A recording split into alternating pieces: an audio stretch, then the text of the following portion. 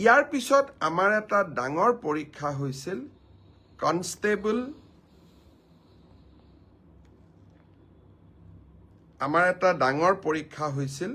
সেইটো হ'ল constable UB, constable AB, constable communication আৰু sub officer fire and emergency service.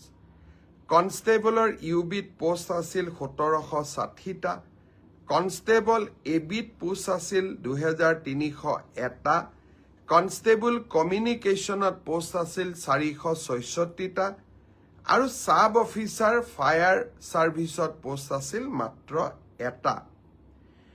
এই গোটেই পৰীক্ষাটোৰ ইতিমধ্যে PST আৰু PET কমপ্লিট হ'ল।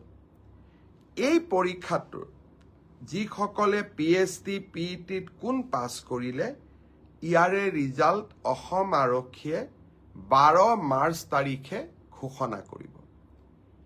অৰ্থাৎ কনষ্টেবল ইউবি এবিৰ পৰীক্ষাৰ প্ৰথম ৰিজাল্ট 12 মাৰ্চ তাৰিখে প্ৰকাশিত হ'ব।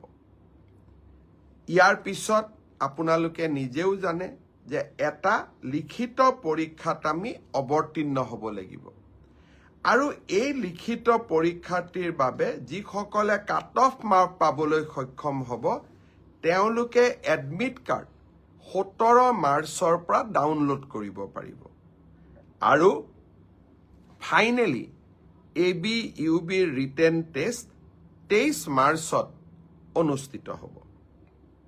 ইয়াৰ পিছত